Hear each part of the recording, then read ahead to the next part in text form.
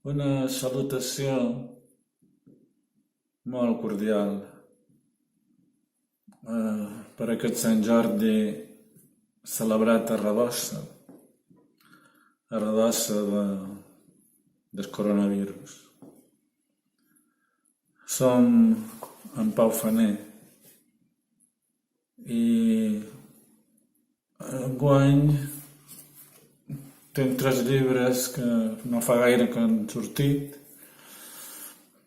i tinc un altre llibre en perspectiva que sortirà segurament setembre-octubre.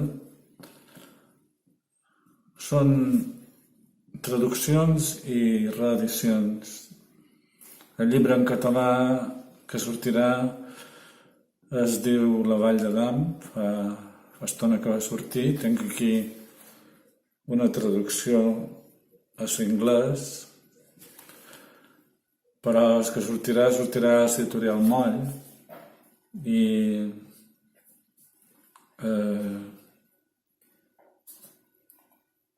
sortirà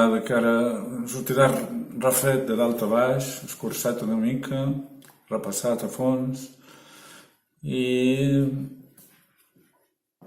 una mica de cara a que el pugui llegir un públic ampli, també un públic escolar.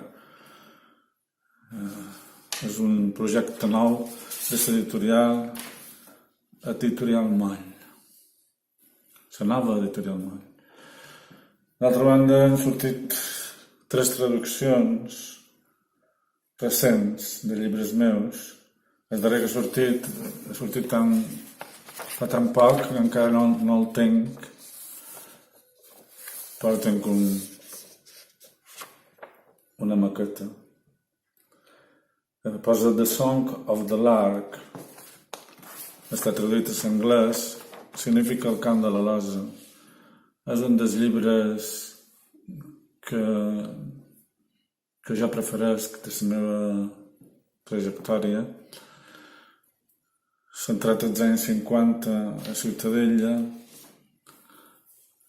i a la infantesa, amb molta fantasia, la fantasia que adobava en certa manera la realitat d'aquella època difícil.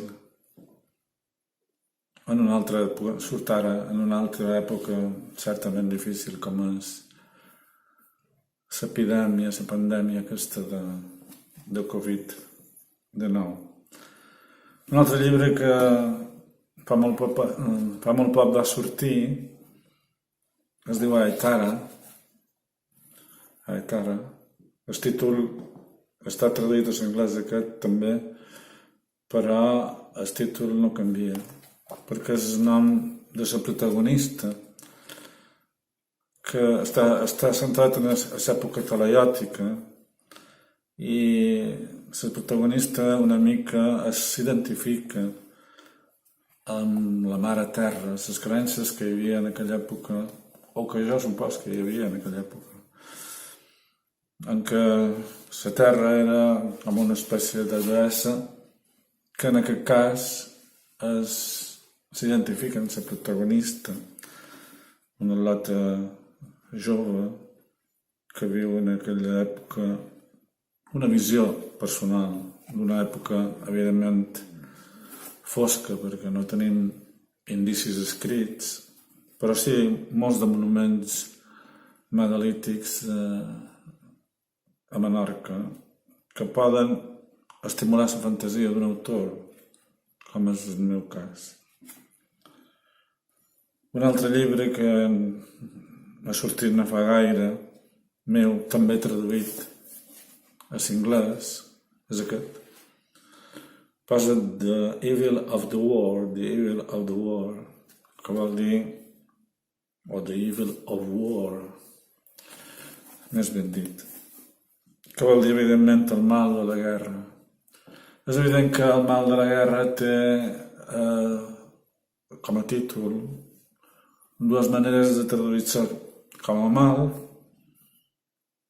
mal personal d'un protagonista, en aquest cas, però també com el mal que significa una guerra.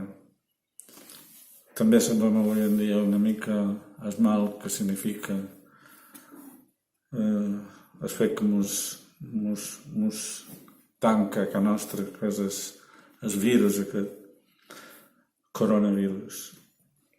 Però bueno, això és una època medieval.